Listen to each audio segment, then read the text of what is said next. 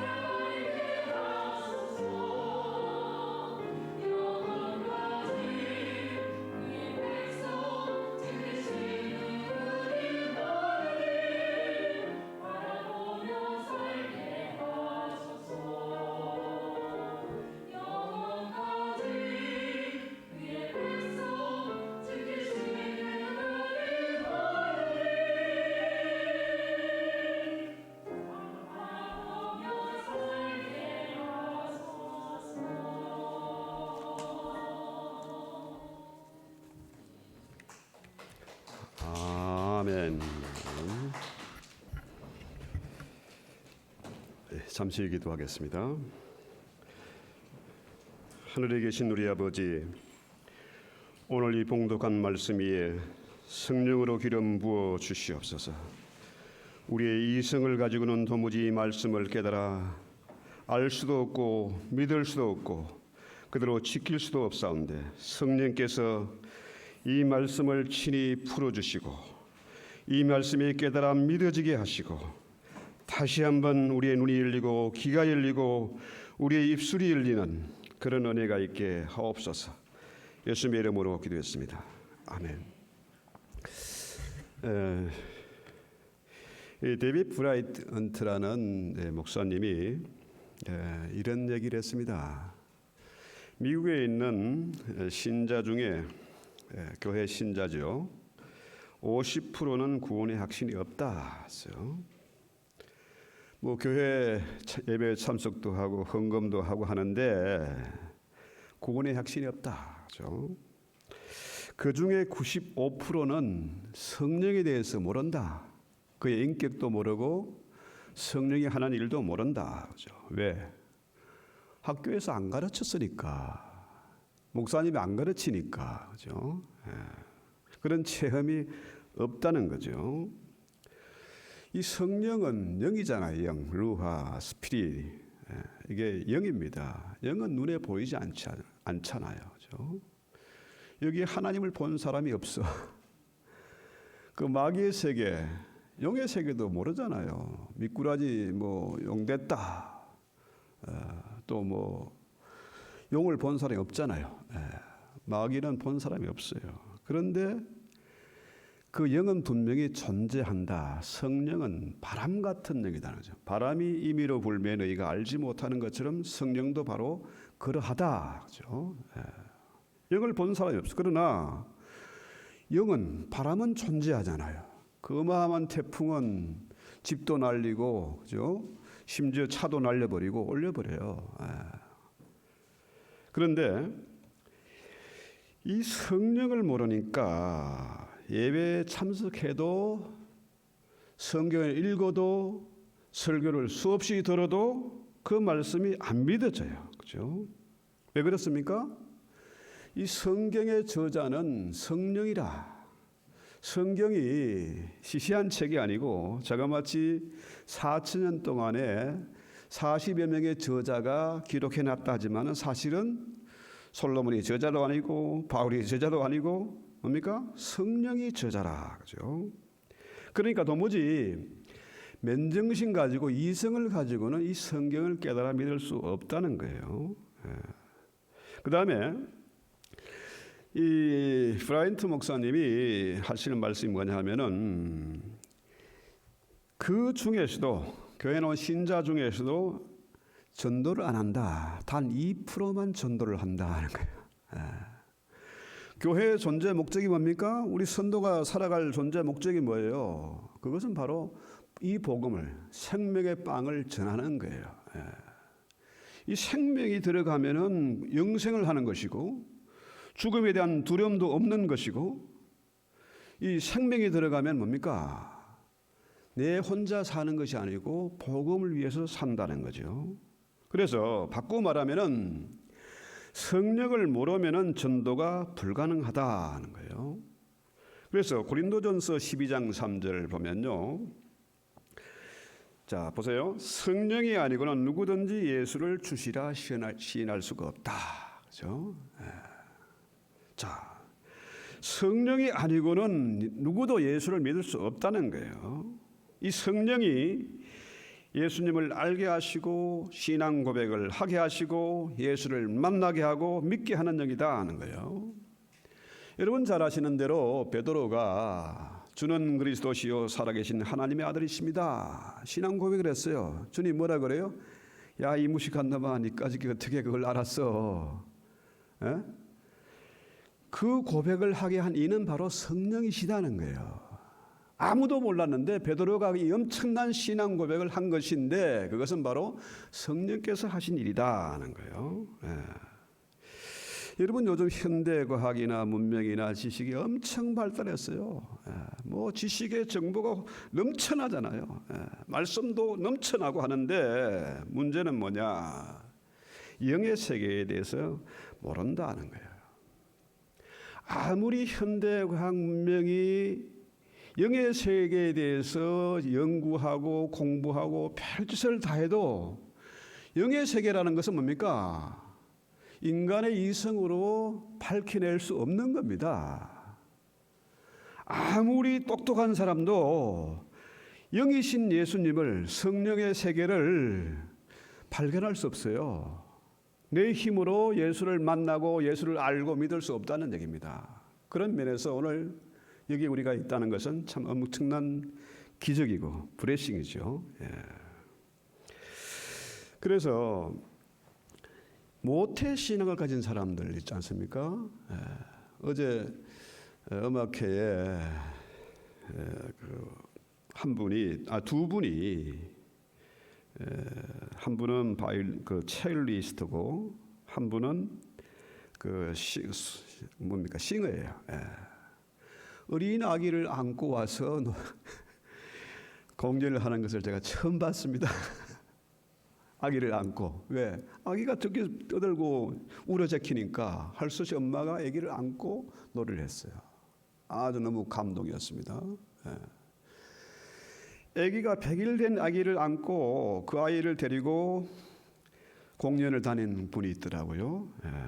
참 그 놀라웠어요. 제가 그분들 우리 학교 교수로 픽업을 했죠, 어제. 여러분, 이 성령의 은혜를 모르고서는 도무지 믿을 수가 없어요. 심지어 그런 아이들은 뭡니까? 제가 그 아이들 보고 그랬어요. 어머니들 보고. 야, 나는 아브라함처럼 우상을 섬기는 집안에서 태어났는데 아브라함이 얼마나 파란만장하게 살았습니까? 그죠? 그런 것처럼 저 역시 제 지난 날을 돌아보면은 어째서 여기까지 왔는지 주의 은혜, 주의 섭리가 아니고서는 도무지 불가능하고 이해가 안 돼요. 그러니까 이런 너희 아이들은, 당신의 자녀들은 좋은 부모 만나서 신앙생활하게 살 수 있게 됐구나. 참 복이 있다. 그 얘기를 했어요. 그랬는데요. 모태 신앙을 가졌다 할지라도 예수를 아는 것, 교회 가면은 뭐 성경 얘기 듣고 배달고 공부하고 예배드리고 했으니까 머리로는 알아. 그런데 가슴으로 전달이 안 돼요. 흔히들 그러지 않습니까? 제일 먼 거리, 이 세상의 제일 먼 거리, 남극이나 뭐 우주도 아니고 우주보다 더 먼 거리가 뭐예요? 머리에서 가슴까지 전달이 안 되는 거라. 머리로는 예수를 알아. 습관적으로 예배 종교생활을 해요. 하지만은 진실한 성도가 되지 못한다. 그렇죠? 그래서 모태 신앙이라 할지라도 예수를 알고 만나고 체험하고 또 제대로 신앙생활을 할 수 없다는 거예요. 우리 학교에 학생 중에 한 분이 이기훈 씨라고, 그분은 그 핵공학 박사입니다. 그 세 자녀가 있는데 첫째는 공부도 잘하고 똑똑하고 아주 눈이 반짝반짝하고, 둘째도 그런 대로 잘했는데 셋째는 이 공부를 안 해. 그런데 그 아이는 공부를 별로 안 해도 그 아이가 마지막에 의대를 갔어요. 형들보다, 언니들보다 더 뭡니까? 이거는 완전 풀 스칼라십 받고 한 거예요. 첫째, 둘째는 론 받아서 부모가 힘써 돈 대 가지고 갔는데 이 막내는 풀 스칼라십 받고 빚도 없이 의대에 들어가서 공부를 하고 있다. 그죠? 그러니까 이분의 얘기는 그래요. 아이들을 1학년부터 12학년까지를 한 대 모안하고 가르친대요. 지난번에 와서 그 얘기를 하셨는데 어제는 지금 그 일을 또 할 수 없이 하게 됐다는 거예요. 목고무기 포도청이라 1학년부터 12학년까지 앉혀놓고 공부를 시킨다는 거예요. 이게 가능하겠습니까? 혼자서? 그런데 이분의 학습법은 뭐냐? 문제의식이다 하는 거죠. 문제의식. 그 문제의식이 뭐냐 하면은 이 질문에 대한 해답을 안 가르쳐줘. 어떻게 푸는지를 안 가르쳐줘. 이 질문의 핵심이 뭐냐? 뭘 묻고 있느냐? 이거를 계속 고민하고 읽어보고 고민하고 하라는 거예요. 문제가 뭐냐 하면은 해답이 나온다는 거죠. 그래서요, 지금 우리가 가장 중요한 문제가 뭐냐? 내가 이렇게 힘들고 고달프고 답답하고 이 문제의 핵심이 뭐냐? 문제의 핵심을 알면은 해답이 나오는 거죠. 자, 오만 병을 다 가지고 있어, 종합병원처럼. 그러면 그 병의 원인이 뭐냐? 진단이 되면은 처방이 있는 거죠. 그래서 흔히들 말합니다. 하나님이 어디 계시냐? 이 예배 자리에 주님의 임재가 있느냐? 주님이 내 안에 살고 계시냐? 이걸 모르면은 답이 안 나와요. 그래서 어떤 분이 그런 얘기 하시더라고요. 교회 와서 제일 거부 반응 나는 말이 뭐냐? 바로 하나님이 여기 계시다는 거예요. 이게 도무지 이해도 안 되고 안 믿어져. 이 거부 반응이라. 전 세계에 수많은 교회들이 있고 수많은 성도들이 기도하는데 각 사람마다 하나님이 임재가 있다? 이게 안 믿어진다는 거죠. 그래서 이게 참 중요한 질문입니다. 여기에 주님이 임재해 계시냐, 그죠? 그래서 하나님 어디 계십니까? 하나님은 전지전능하시고 안 계신 곳이 없는 무소부재하신 분이라, 그죠? 그렇다면은 이 가장 중요한 질문 앞에 우리가 어떻게 대답해야 됩니까? 하나님 어디 계세요? 내 마음 속에 계세요. 그래서 우리 몸이 성전이 되는 거죠. 문제는 이 마음 속에 내 주님이 계셔야 되는데, 그죠? 이게 안 믿어지는 거라 머리로는 알아. 그런데 이 가슴이 반응을 안 해. 이게 문제잖아요. 자, 그래서 성경은 뭐라 그래요? 잠언서 4장 23절에 보면은 무릇 지킬 만한 그 어떤 것보다도 내 마음을 지키라. 생명의 근원이 바로 어디에 있다? 마음에 있다. 마음속 그 중심을 지키라는 거예요. 여러분, 베드로가 주님의 질문 앞에 대답을 못해요. 네가 나를 정말 사랑하느냐? 필레오로 사랑하느냐? 아가페오로 사랑하느냐? 정말 네가 나를 사랑하느냐 물었을 때 베드로가 대답을 못해요. 뭐라고 그럽니까? 요한복음 21장의 마지막에 가면은 주께서 아십니다. 주님 아시잖아요. 내 마음속 중심을 아시잖아요. 이거예요. 그래서요, 우리 주의 성령이, 주님이 보내신 그 성령이 내 안에 거하신다. 그러니까 주님이 나를 다 알아요. 목사라고 아무리 폼 잡고 뭐 연기라고 별짓을 다 해도 주님이 내 안에 계세요.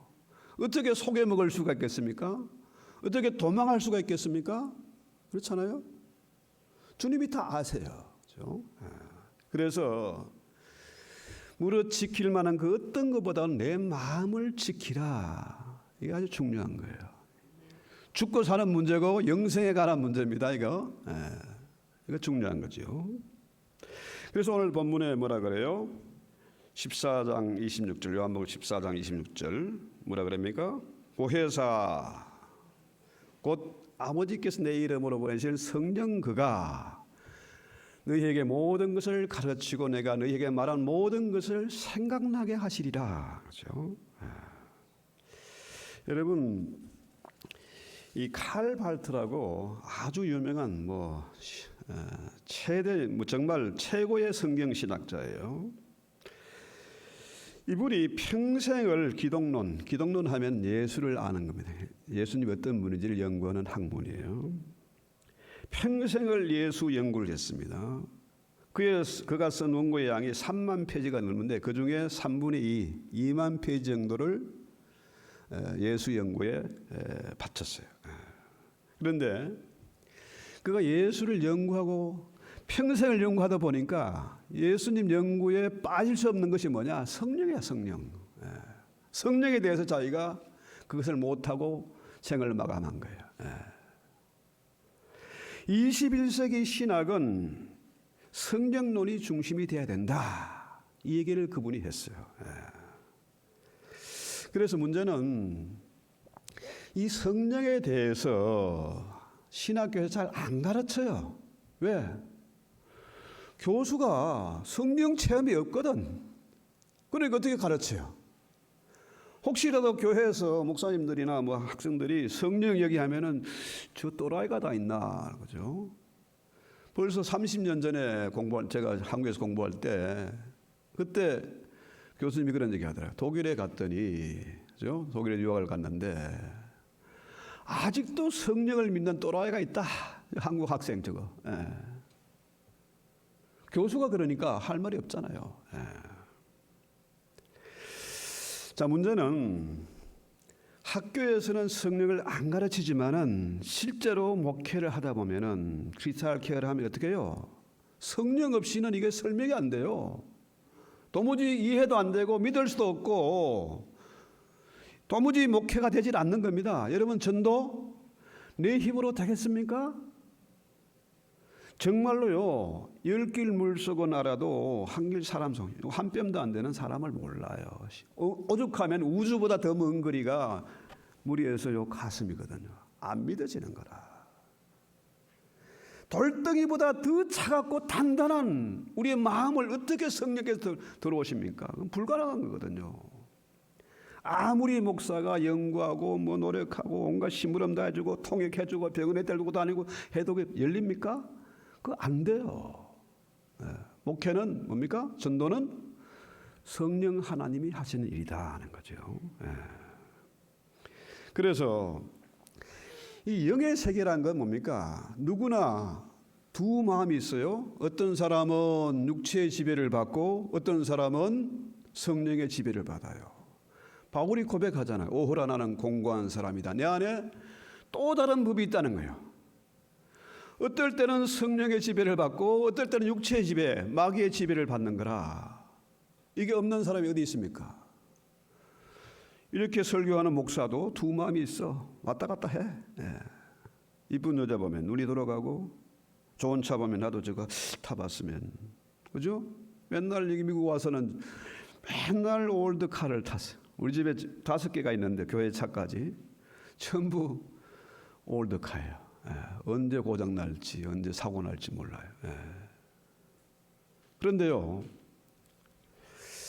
자, 이 그 성령의 역사를요, 어떨 때는 마귀의 지배를 받고 어떨 때는 성령의 지배를 받는다. 그렇죠?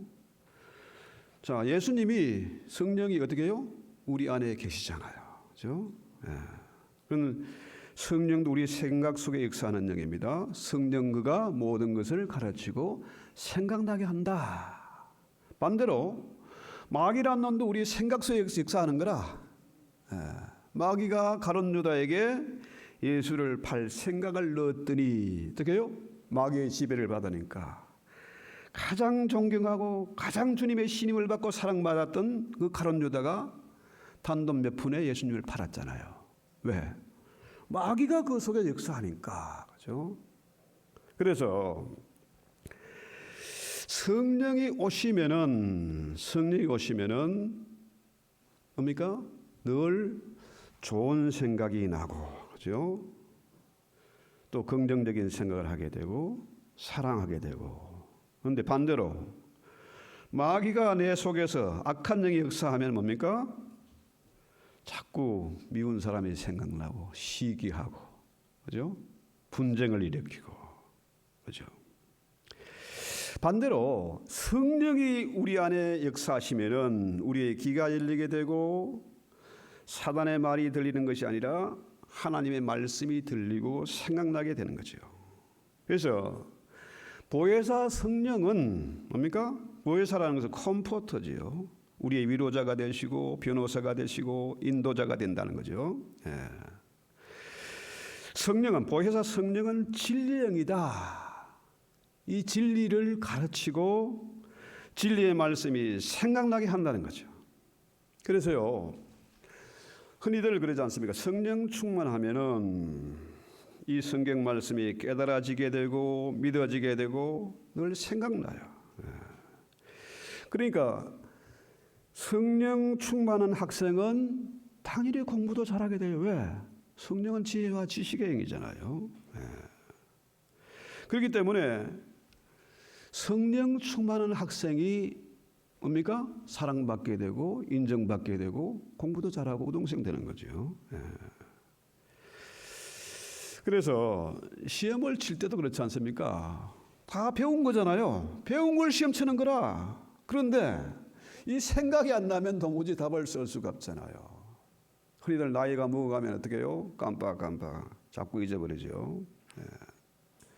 그 은혜에 망각의 은혜가 있으니까 자꾸 잊어버리는 거라. 그런데 반대로 성령께서는 깨달아 믿어지게 한다, 생각나게 한다 하는 거예요. 그래서 흔히들 사도행전 사도들이 쓴 한 일들을 기록한 책이다 그러잖아요. 그래서 사도행전 아닙니까? 그런데 사실은 사도들이 복음을 전가하고 사도들이 3,000명, 5,000명을 해결시키고 뭐 기적을 일으키고 한 게 아니잖아요. 누가 했습니까? 성령께서 사도들을 통해서 하신 일이라. 그렇죠? 그러니까 사도행전보다는 사실은 성령행전이라. 그렇죠? 성령께서 하신 일이다. 자, 교회는 뭐 하는 곳입니까? 공부 잘하는 법, 건강하게 오래 사는 법, 뭐 어떻게 하면 사람을 잘 설득시키냐 이거 가르치는 교회가 아니잖아요. 교회는 뭐 하는 곳입니까? 결혼 잘하고 연애하고 뭐 이런 거 가르치는 게 아닙니다. 교회는 영적인 기관이다. 영의 세계를 가르치고, 그죠? 성령 충만하게 살아가는 그런 법을 가르치는 거 아닙니까? 그죠? 목사도 세상 일을 하는 것이 아니고 사실은 영적인 일을 해야 된다는 거죠. 그래서 중세 수도사들이 수도원에 들어가서 기도하고 성경만 읽고 연구만 한 게 아닙니다. 진정한 영성은 노동에서 나오는 거라. 그래서 바울이 목회만 한 게 아니잖아요. 성경만 한 게 아니지 않습니까? 바울은 뭐 했어요? 텐트 메이커를 했습니다. 비즈니스를 했어요. 혼자 한 게 아니고 여러 사람들, 브리스길라, 아굴라라든지 디모데라든지 많은 팀이 있었습니다. 혼자 한 게 아니에요. 세상 일도 하지만은 뭡니까? 그 목적은 내가 이 비즈니스를 하고 이 잡을 가지고 있는 목적은 뭐예요? 결국은 영적인 일, 주의 복음을 전가하기 위해서 존재한다는 거죠. 지금은 팬데믹 3년을 거치면서 그동안에 뭐 미국 교회나 한국 교회나 초대교회로 돌아가자, 말씀으로 돌아가자 했는데 그게 됩니까? 안 돼요. 성령 하나님을 믿는 게 아니고 세상 기관보다 더 부패하고 타락하게 됐어요. 그러니까 성령의 역사가 없으니까 어떻게 됩니까? 어떻게든지 예배당을 크게 지어야 되고 사람을 불러 모아야 되고 이벤트를 해야 되고, 그죠? 그렇게 하다 보니까 어떻게 해요? 점점 더 타락하고 부패하고 능력을 잃어버리고 세상에 조롱거리가 되고 말았습니다. 자, 이 시대의 가장 심각한 문제가 바로 이것입니다. 존경하는 선생이 없다. 선생이 없어요. 오늘 본문의 제목을 내 평생의 한 가지 소원 이렇게 했는데요. 내 평생의 한 가지 소원이 뭐예요? 예수를 더 깊이 알고 성령 충만해서 정말 주님 원하고 바라고 기뻐하는 그 일을 우리가 하자는 겁니다. 이게 평생의 소원이라. 그죠? 이민사회 문제가요. 지난번에 우리 김 장로님이 한번 그런 말씀하시더라고요. 옛날에 뭐 교회 안 가본 사람이 없대요. 지금이야 한인 인구가 늘었지만은 이 동네에 별로 없었대요. 교회 가야 사람 만나고, 교회 가야 짝을 만날 수도 있고, 그죠? 교회 가야 비즈니스 정보도 얻고 하니까 차도 수리하고, 그랬다는 거예요. 그 문제는 왜 그분들이 교회를 떠나느냐? 왜 실족한 사람이 그렇게 많으냐? 뭐예요? 진리를 모르니까. 그죠? 너무 많은 상처를 받았으니까 목사와 장로로부터 상처받은 거 더 심각해요. 그래서 교회를 떠나는 거예요. 자, 그래서 요일서 2장 20절, 요한일서 2장 20절 보면은 너희는 주께 받은 바 기름 부음이 너희 안에 거하나니 아무도 너희를 가르칠 필요가 없고 오직 그의 기름 부음이 모든 것을 너희에게 가르치며 또 참되고 거짓이 없으니 너희를 가르친 그대로 주 안에 거하라. 참 엄청난 말씀이잖아요, 여러분. 아무도 너희를 가르칠 필요가 없다는 거예요. 성령 충만하면은, 성령의 기름이 부어지면은 모든 것을 너희에게 가르치고 또 참되고 거짓이 없으니 너희가 어떻게 해요? 가르친 그대로 주 안에 거하라. 예수님과 같이 살라는 거예요. 성령과 같이 살라는 겁니다. 그죠? 그래서요, 예수님이 학교 다닌 적이 있습니까? 초등학교도 안 나왔어. 유치원도 안 다녔어요. 그렇지 않습니까? 그런데 예수님의 가르침이 그 당시 최고의 율법사들, 박사들이 깜짝 놀랐습니다. 그 가르치는 것이 근세가 있다, 힘이 있었습니다. 아무도 거역할 수 없는 그런 포스가 있었거든요. 그래서 주님의 가르침, 그죠? 이거 공짜예요, 공짜. 제가 지금까지 신학을 한 17년 공부했는데요. 돈 많이 들었죠. 책을 상감해도 어마어마한 돈일 겁니다. 집사람이 고생은 많이 했지만은, 자, MDB를 하고 뭐 석사를 하고 박사를 하고 뭐 이게요, 돈 없이 안 돼요. 엄청난 돈이 들어가요. 그런데 이 주님의 가르침, 이 성령의 가르침은 돈 안 받아, 공짜예요. 그래서 성령은 진리의 영이기 때문에 모든 것을 가르치고 생각나게 하기 때문에, 그죠? 절대로 잘못된 데 이단에 빠질 수가 없습니다. 진리의 영이 거하시면은 내가 남을 미워할 이유도 없고 남에게 상처 줄 이유도 없고 나 또한 상처받아서 실족할 이유가 없다는 겁니다. 할렐루야. 아주 중요한 겁니다. 그죠? 그래서 이 문제에서 우리가 누구도 자유로울 수가 없어요. 왜? 두 마음이 있거든요. 두 마음이. 이래 갔다가 저래 갔다가, 그죠? 때로는 성령의 법에, 때로는 육체의 법에. 이게 없는 사람은 아무도 없어요. 나는 오직 한 마음뿐이야. 나는 일편단심이야. 이러면 뭡니까? 그거는 지가 신이란 얘기지. 지가 예수란 얘기입니다. 그죠? 그래서 여기 계신 저와 여러분 포함해서 모두가 동일하게 누구의 가르침을? 최고의 선생이신 성령의 가르침을 받아야 된다. 그죠? 여기에 돈 안 듭니다. 공짜예요. 그래서 요한복음 14장 본문 27절에 보면은 평안을 너에게 끼치노니 곧 나의 평안을 너에게 주노라. 내가 너에게 주는 것은 세상이 주는 것과 같지 않다. 그러니까 평안의 있으니까 너희는 마음에 근심도 말고 두려워하지도 말아라. Do not be afraid. 절대로 근심하고 두려워하지 말아라. 그렇죠? 이 평안이란 것은 이 살롬이죠. 살롬, peace, 살롬입니다. 이 살롬이란 말에 아주 심오한 의미가 있어요. 민수기 6장에 보면 아론의 축도가 나옵니다. 여호와는 그 얼굴을 내게로 향하여 드사 평강 주시기를 원하노라. 그렇죠? 대제사장 아론이 축도할 때, 축도하면은 요즘 사람들이 그래. 평강이 너에게 있을지어다 하면은 뭐라 그래요? 주 목사가 저 어린 놈이 금방지게 이 어른들 있는데 있을지어다. 예, 그 부분에 사실은 뭡니까? 성경대로 평강을 주님의 이름으로 선포하는 겁니다. 성자와 성령의 이름으로 너에게 평강이 있을지어다. 그 뭐예요? 이 평강은 민수기 6장에 나오는 그 얘기가 뭐냐면은 여호와께서 그 얼굴빛을 내게로 향하여 드사. 자에게 수십 명의 사람이 있습니다. 그렇지만은 나에게만 비추는 것이 여호와의 얼굴빛입니다.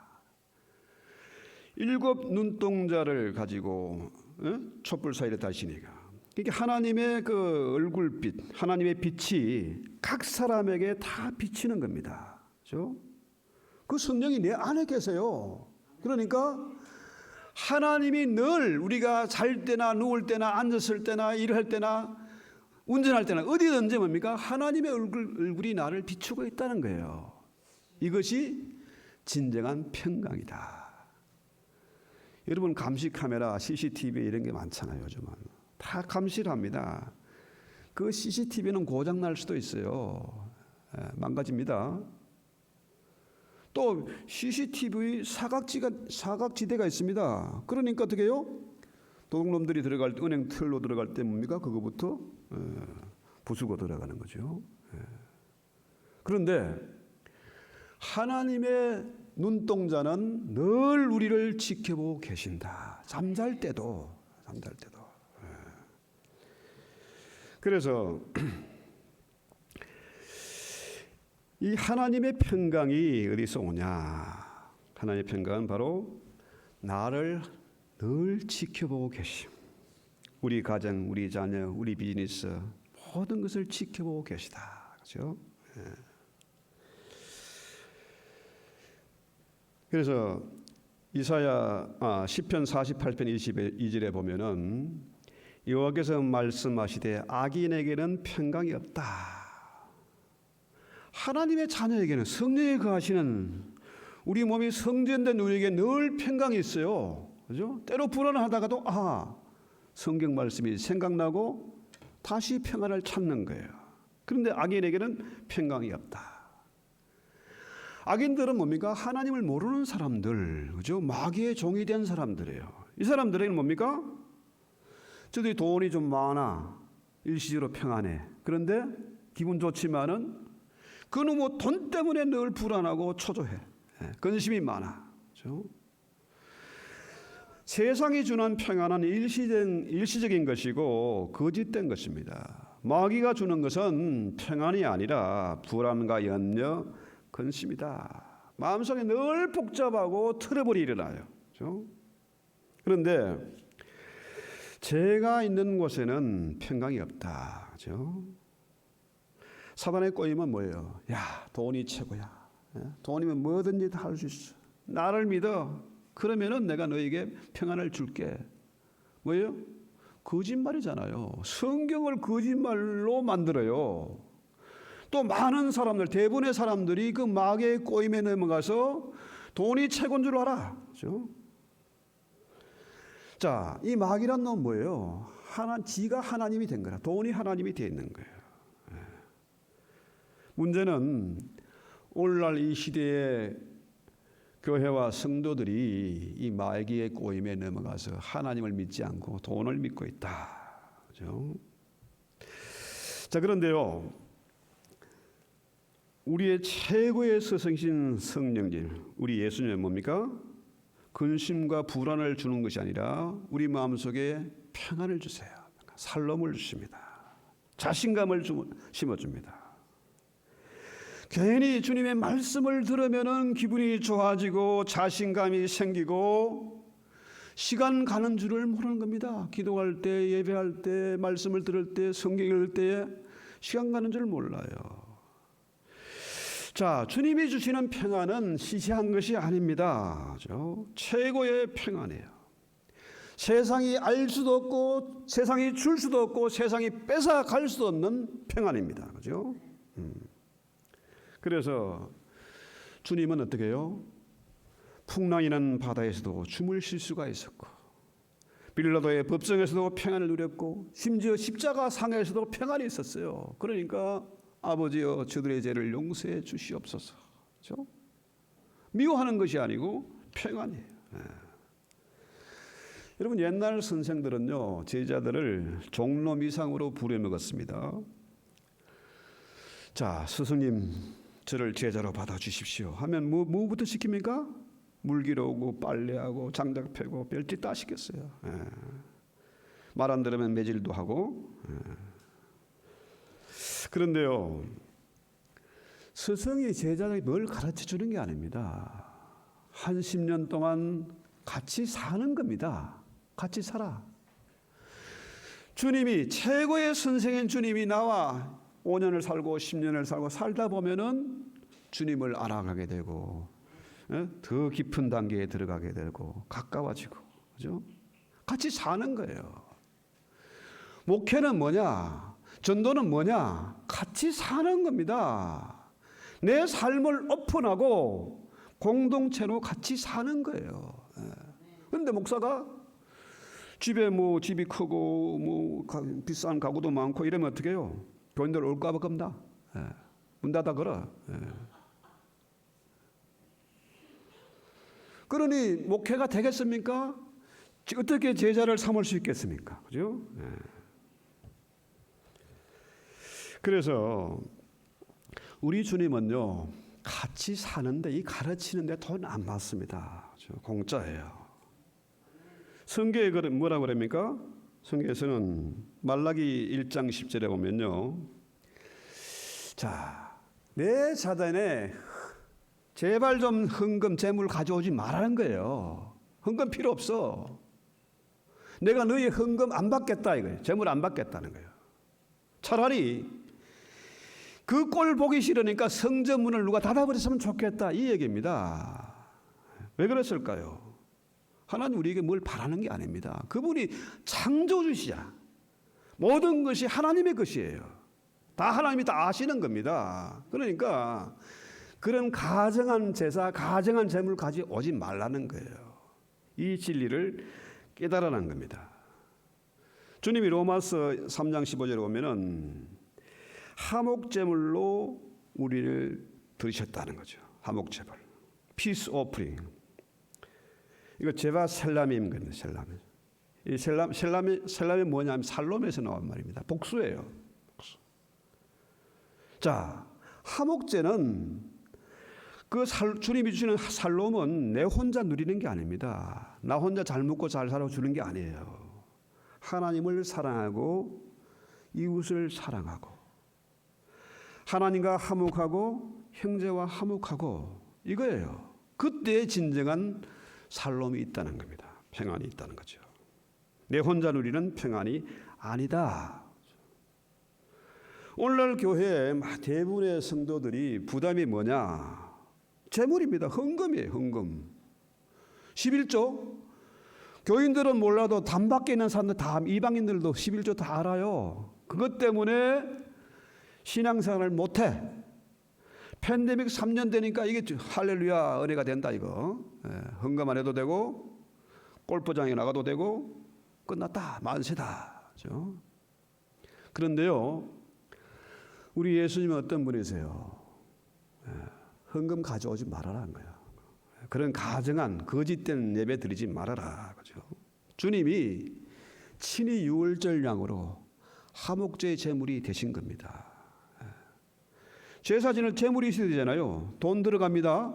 부자는 황소를 잡아야 되고 가난한 사람은 비둘기 잡아야 되고 돈 들어가고 시간 들어가요.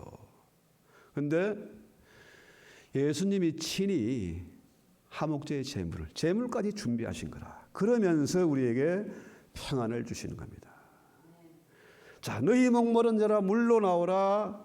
너희는 돈 없이 값 없이 와서 포도주와 젖을 사라는 겁니다. 주님 우리에게 무슨 헌금이나 뜯어내고 부담 주고 그런 분이 아니잖아요. 근심하고 걱정하지 말라는 겁니다. 그죠? 그러니까 화목제의 제물은 뭐냐? 하나님과 인간이 공동으로 식사하는 겁니다. 우리 예배 마치고 식사하잖아요. 여기에 어린애도 장로님이나 집사님이나 누구나 심지어 길 가든 홈리스라도 같이 와서 식사하는 겁니다. 서로 식사 시중을 들어줘. 서로 앞치마 두르고 설거지하고 서로 청소하고 하는 거예요. 왜 그렇습니까? 우리는 하나다, 한 식구다, 패밀리가 된 거예요. 그러니까 종이 아니라 우리는 하나님의 친구이고 예수님의 신부이고 예수님의 제자잖아요. 우리의 선생이 정말 위대한 분이고 최고의 선생이고 진리의 선생이라 우리를 결코 망하게 잘못된 길로 인도하지 않는다는 겁니다. 그렇죠? 그래서 시편 119편 105절에 보면요. 주의 말씀은 내 발의 등이요 내 길의 빛이다. 자, 말씀이 주님의 가르치신 그 말씀이 내 길을 비춰줘요. 내가 혹시 빠지거나 흩뛰거나 똥 밟거나 시체 만지거나 못하도록 길을 비춰줘요. 결코 잘못될 수가 없다는 거죠. 진리의 영이니까 진리 가운데로 인도한다는 거죠. 여러분, 세상은 어둡습니다. 어둠의 세계예요. 지금 세상은 어둠이 지배하는 것처럼 보입니다. 그렇죠? 그런데 주의 말씀이 내 길의 빛이다. 주님의 빛을 받아서 내가 빛이 됐으니까 빛을 비추는 거예요. 가는 길이 보여요. 사람들은 앞을 보지 못하고 장님처럼 세상의 돈의 노예가 되고 일의 노예가 되고 공부의 노예가 돼가지고 늘 불안하고 늘 텐션이 있고 늘 근심이 있잖아요. 그런데 주의 말씀이 내 안에 거하시니까, 그죠? 앞이 보이는 겁니다. 그죠? 바울 사도가 그런 얘기 하잖아요. 나는 마땅히 빌바를 알지 못하나 내 안에 계신 성령께서 나를 대신해서 간구하신다. 주님이 내 안에 계시니까 그 빛이 내 안에 있으니까 어떻게 해요? 걱정이 없는 겁니다. 그죠? 바울 같은 대사도도 나는 마땅히 빌바를 알지 못했어. 왜 그렇습니까? 내일을 몰라. 아무도 내일을 알 수 있는 사람이 없어. 그런데 주의 말씀이 내 안에 있으면, 그죠? 앞이 보이는 겁니다. 앞이 보이니까 여러분, 잘못된 놈 만나서 사기 당할 수도 있지만은, 그죠? 불쌍하니까 그냥 속아주는 거라. 손해 보는 거라. 그죠? 뒤통수 맞을 줄 알지만은 뒤통수 대비하고 있잖아요. 속아주는 거예요. 져주는 겁니다. 그죠? 여러분, 이 광야 같은 세상, 특별히 삭막한 이민사회에 살면서 사람들이 너무너무 힘들고 고생을 하니까 투잡, 쓰리잡을 뛰면서 정신없이 살아가다 보니까 몸도 마음도 다 망가졌어. 부부관계도 이상해지고 자식놈은 왼수가 돼버리고. 그렇지만은 우리는 조금도 두려워할 필요가 없어요. 성령이 우리의 선생 되시고 우리의 가이드가 되시기 때문에 잘못될 수가 없다는 거죠. 진짜 선생은 뭡니까? 참 스승은 먹는 문제를 해결해 줘요. 요즘 말로 말하면 잡도 연결해 주고 비즈니스도 연결해 주고 해주는 겁니다. 먹는 문제 해결되잖아요. 제3세계에 사는 사람들, 우리는 미국에서 너무나 좋은 환경에 살면서도 중내산에 하는데 한번 현실을 보세요. 전쟁과 기아와 질병이 끊이질 않아요. 반대로 예수가 들어간 나라, 말씀이 들어간 나라는요, 생명이 들어가니까 먹는 문제가 해결돼요. 뭐 뭔데 얘기할 것 없이 우리 대한민국의 경우에 보세요. 그렇죠? 일제 그 치하에 있을 때 불과 몇 명 안 되는 성도들이 나라를 바꾸고 역사를 뒤집었지 않습니까? 그 예수가 들어오니까 지금 한국이 먹고 살만해졌어요. 먹고 살만해지니까 교회를 탄압하지 않습니까? 그죠? 이게 문제라는 거죠. 예수님은 어디를 가든지 먹는 문제를 해결해 주었습니다. 빈들에서도 3,000명, 5,000명을 배불리 먹였어요. 제자리 춥고 배불 때 친히 구걸 해가지고 서빙까지 하셨어요. 얼마나 추우냐, 얼마나 힘들고 배고프냐, 모닥불을 피워놓고 떡과 고기를 구워주셨어요. 가나 혼인잔치에서 물로 맹물 가지고 포도주를 만드는 기적을 베푸셨어요. 그런데 한국교회 뭐 하고 있습니까? 술 문제 가지고 저놈 술꾼이다 이렇게 정죄하고 판단하고 있잖아요. 그러려면 성찬식을 하지 말아야지. 자, 우리 주님은 말씀이고 생명의 떡이고 최고의 선생입니다. 그렇죠? 말씀이 있는 곳에는 반드시 먹을 것이 풍성하고 어떤 곤란하고 어려운 문제에도 답이 있습니다. 절대로 망할 수도 없고 결국은 뭡니까? 지금 손해보는 것 같고 더딘 것 같고 망하는 것 같지만은 오히려 그것 때문에 모든 것이 합력해서 선을 이루게 된다는 거죠. 자, 이제 마지막으로 우리 한번 점검을 하십시다. 마음이 복잡하십니까? 되는 일이 없습니까? 깝깝하십니까? 그렇다면은 기도하십시오. 문제의식, 이게 중요해요. 내가 왜 이러고 있을까? 왜 멍청하게?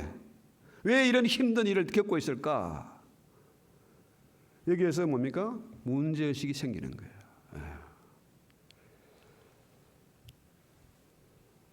여러분, 성령 충만에 대해서 에베소서에서는 뭐라 그래요? 술 취한 것에 비교하잖아요.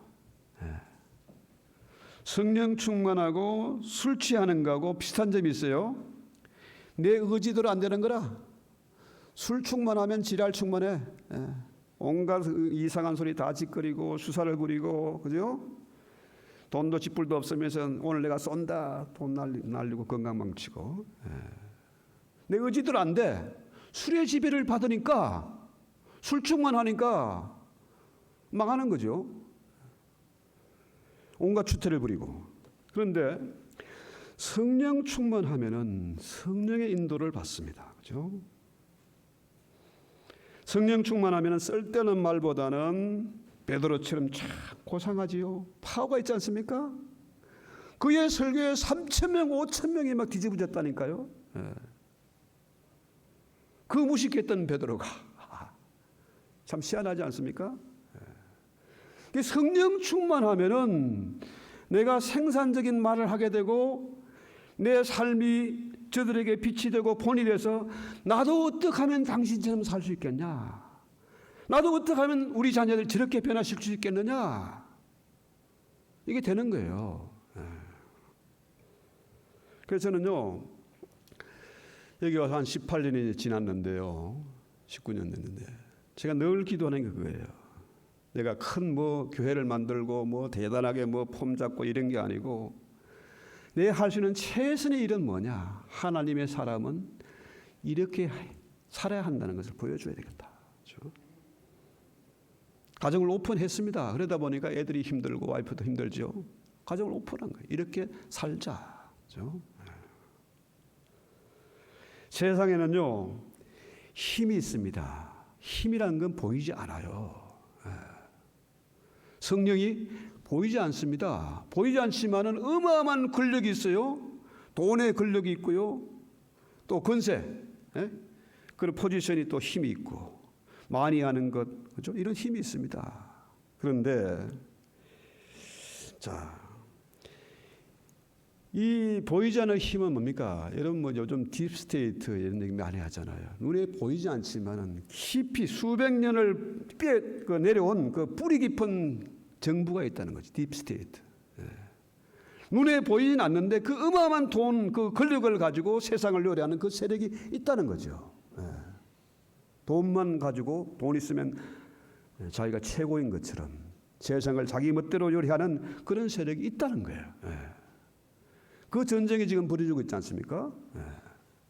아예 그냥 씨를 말려버리겠다, 뿌리를 뽑아버리겠다는 것은 전쟁이 어마어마한 전쟁입니다. 그러니까 지금 난리가 난 거예요, 세상에 지금. 열차가 뭐 탈선을 하고 독가스가 퍼지고, 그죠? 어마어마한 전쟁. 은행이 지금 파산하고 달러 패권이 무너지니 10,000원이 지금 난리예요. 이런데 자, 보이지 않는 힘, 공산주의나 자본주의나 이런 그 이념, 그런 힘이 있어요. 공산주의 얼마나 무서운지 몰라요. 심지어 그 이념은 자식이 부모를 고발하고 부부가 갈라서고 그런 힘이 있습니다. 그런데요, 눈에 보이는 것보다 눈에 보이지 않는 것 더 중요하고요. 눈에 보이는 힘보다 눈에 보이지 않는 힘이 더 셉니다. 그런데 세상에 어떤 권력이나 돈이나 지식이나 자연재해, 뭐 태풍이고 지진이고 이런 것보다 더 강력한 힘은 어떤 힘일까요?